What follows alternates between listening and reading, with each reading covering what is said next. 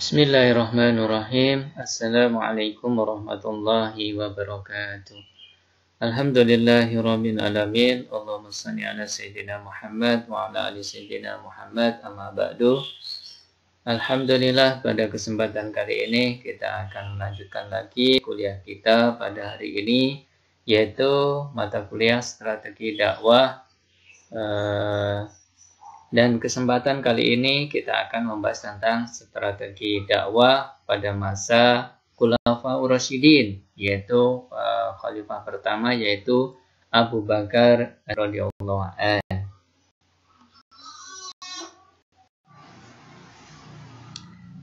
Pemilihan Abu Bakar radhiyallahu anhu sebagai khalifah, ya.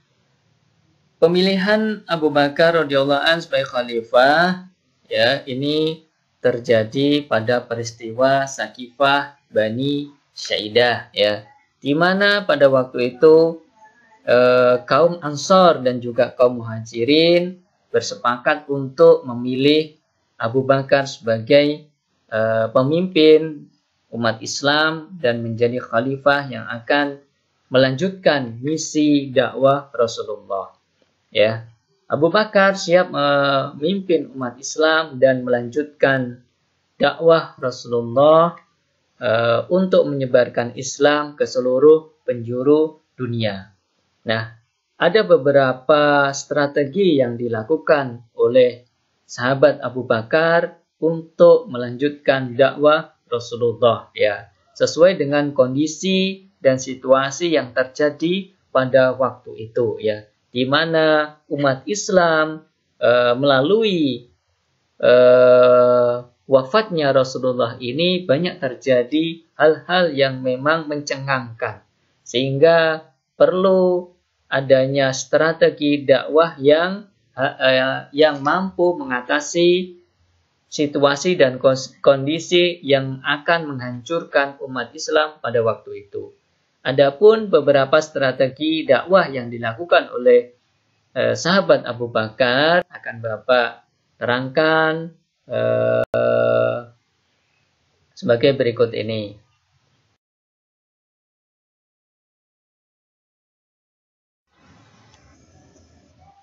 Setelah Rasulullah Shallallahu Alaihi Wasallam wafat, terjadi banyak peristiwa-peristiwa yang mencengangkan bagi sejarah umat Islam, ya.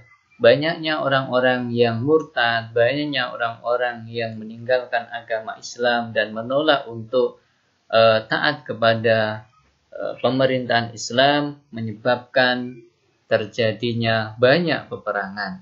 Maka untuk mengatasi hal tersebut, Abu Bakar radhiyallahu an menerapkan strategi dakwahnya, yaitu dengan memerangi orang-orang murtad dari agama Islam, ya. Peperangan ini disebut dengan perang Riddah, yaitu peperangan untuk menekan gerakan kelompok-kelompok pengingkaran Islam atau murtad dari agama Islam, ya.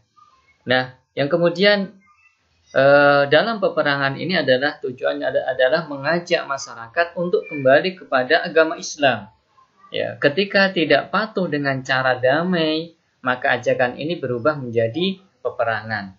Nah, kelompok-kelompok murtadin, kelompok-kelompok yang keluar dari agama Islam, ini diantaranya adalah orang-orang yang lemah imannya dan menyatakan murtad, ya. Orang-orang yang lemah imannya dan menyatakan murtad, ini menjadi sasaran perang yang dilakukan oleh Abu Bakar radhiyallahu anhu. Yang kedua adalah suku-suku Badui yang jauh dari pusat dakwah Islam. Mereka adalah orang-orang yang baru masuk Islam, namun mereka belum mendapatkan pembinaan keislaman akibat dari jauhnya pemukiman mereka dari pusat dakwah Islam, sehingga Nabi sendiri dan juga para sahabatnya belum banyak memberikan pembinaan kepada mereka.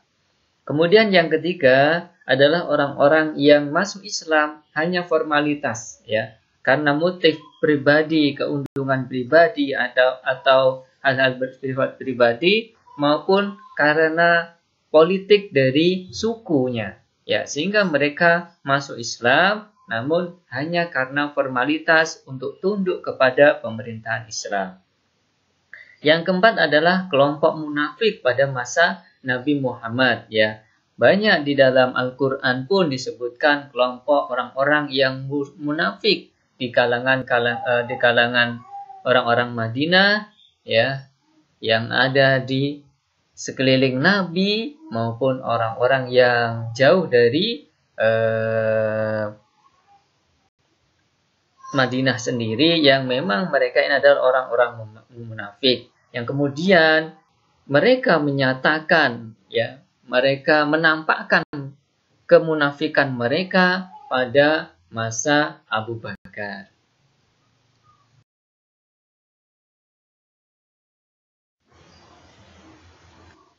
Nah, selanjutnya adalah strategi dakwah yang dilakukan oleh Abu Bakar radhiyallahu an adalah memerangi nabi palsu, ya. Walaupun nabi-nabi ini juga pernah muncul pada masa Nabi Muhammad SAW semasa hidup, namun mereka ketika Rasulullah sudah wafat, mereka ini mulai bergerak dengan berani dan mulai memerangi umat Islam, sehingga Abu Bakar perlu untuk memerangi nabi-nabi palsu tersebut. Di antaranya ini adalah Musailamah, ya. Musailamah Al-Kadzab, ya, dari Bani Hanifah.